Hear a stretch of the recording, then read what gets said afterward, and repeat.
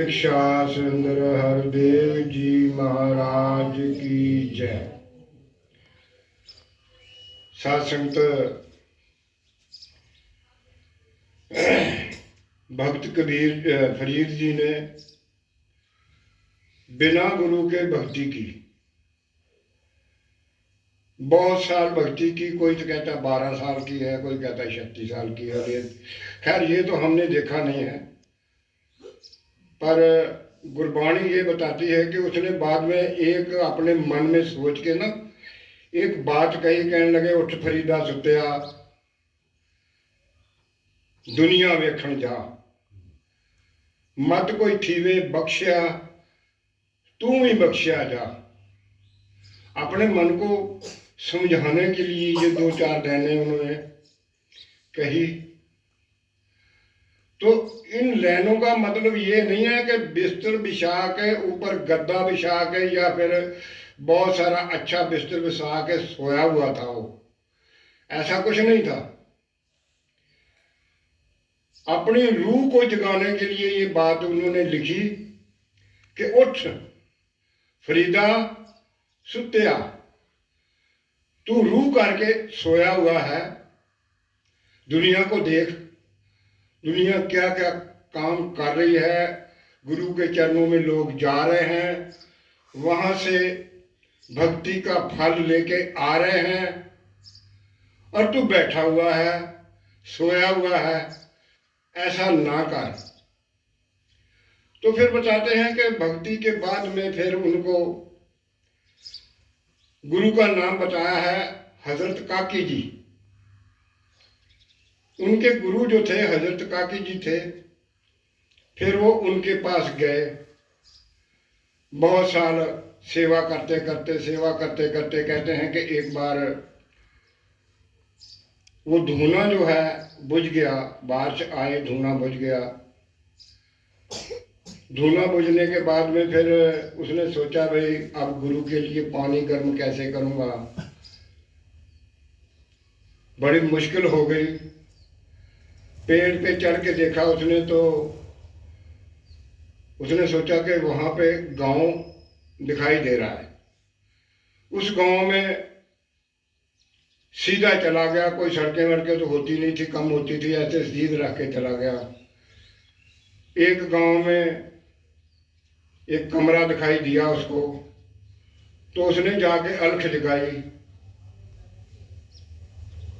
तो वहां पे अंदर से एक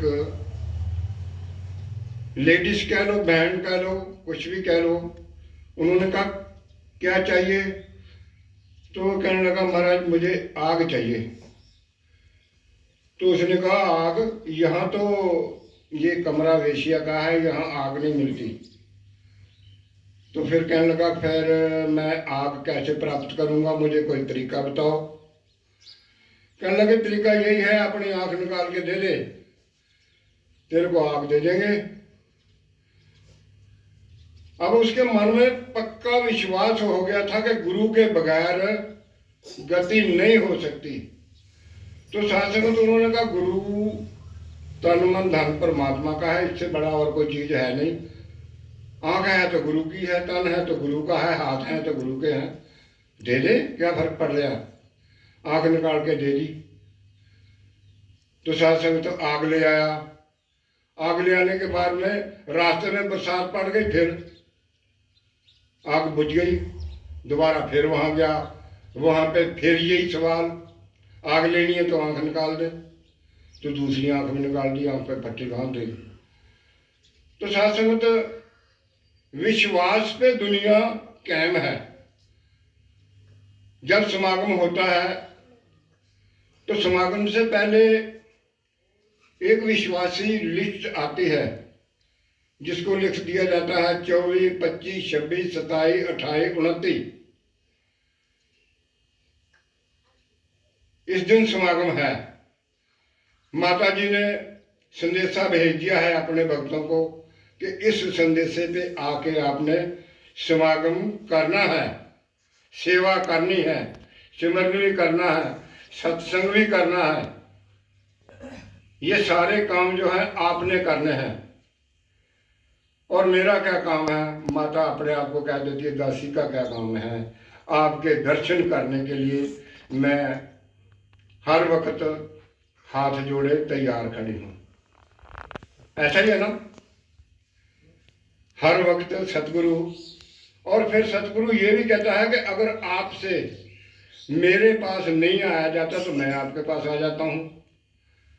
तो अब देखो, पता नहीं कहाँ का समागम महाराष्ट्र का है, तो वहां पे माता जी को वहां की गवर्नमेंट ने, वहां की सरकार ने खुला आदेश दे दिया है कि आप किसी भी जिले में जाके अपना प्रचार कर सकते हो। जैसे हमारे यहाँ उत्तराखंड में माता जी को हर जिले में, हर शहर में गवर्नमेंट ने कह दिया था कि हमारी सिक्योरिटी जो है आपके साथ रहेगी और हर शहर में जाके आप प्रचार कर सकते हैं। तो ऐसे ही सतगुरु संगतों के लिए तैयार रहता है और साथ संगतों को भी सतगुरु के लिए हमेशा हमेशा तैयार रहना चाहिए। साथ संगत दास की तो यही बेनती है। संत केर सिंह को सतगुरु ने ज्ञान देने का आदेश दिया, सेवा करने का आदेश दिया। उन्होंने साथ संगत बहुत साल, गिनती तो नहीं है, बहुत साल कहना पड़ेगा, बहुत साल अपनी जिंदगी के साध संगत की सेवा की। और आज साध संगत, जैसे वो कहते हैं ना, एक शेर आता है, कहते हैं शहीदों की यादों पे लगेंगे हर वर्ष मेले, वतन पे मर मिटने वालों का बाकी यही निशान होगा। तो साध संगत भक्तों की यादों पे हर वर्ष नहीं, हर वक्त भक्तों की यादों पे हर वक्त मेले लगते रहे और लगते रहेंगे। तो साथ संगत टाइम भी हो गया। ठीक है जी।